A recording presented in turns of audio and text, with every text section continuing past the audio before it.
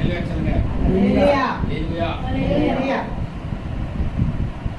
நமக்கெல்லாம் ஒரு கேள்வி எழுணும். நான் உங்களுக்கு கேள்வி எழுப்பி பைபிள் வாசிக்கும் பொழுது வசனங்களை கேட்கும் போது உங்களுக்குள்ள கேள்வி எழுணும். ஏன், எப்படி, எதற்காக சொன்ன கேள்வி எழுந்ததா? யோசிச்சிருக்கீங்களா?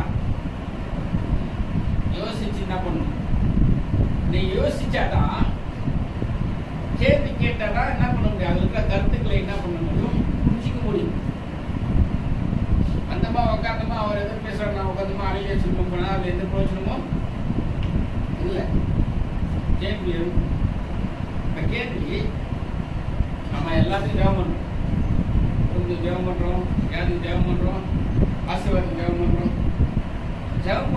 ஜெபம் முடியல நம்ம என்ன பண்றோம்?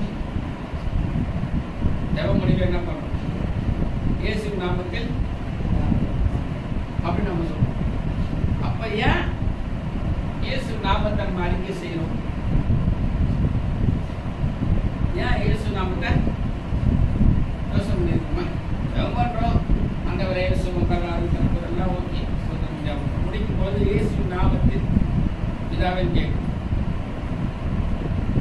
ஏன் இயேசு நாமம் அப்படி கேள்வி எழும்ப வேண்டும். அதுக்கான பதில் தான் இந்த வாரம் உங்களுக்கு செய்தி. ஏனென்றால் இயேசுவின் நாமத்தில் மகத்துவம் இருக்கிறது. வேற எந்த நாமத்துக்கும் அவ்வளவு மகத்துவம், அதாவது தேவனோடு உறவாடக்கூடிய வழியை இயேசு கிறிஸ்து தான் போட்டிருக்கார். சிலுவையிலே ரத்தம் சிந்தி பாடுபட்டு நீயும் நானும் ஆண்டவரோடு கூட வாழறதுக்கான வழியை என்ன பண்ணிருக்காரு? அவர் போட்டிருக்காரு. அல்லேலூயா. அதான் பிதாவாக தேவன் சொல்றாரு, குமாரன் நாமம், இயேசுவின் நாமம், குமாரன் நாமத்தில் எவைகளை கேட்பீர்களோ, ஆமா, அதனால்தான் ஒவ்வொரு முறையும் ஜெபம் பண்ணி முடிக்கும் பொழுது இயேசுவின் நாமத்தில் கேட்கிறோம் எங்கள் பிதாவே.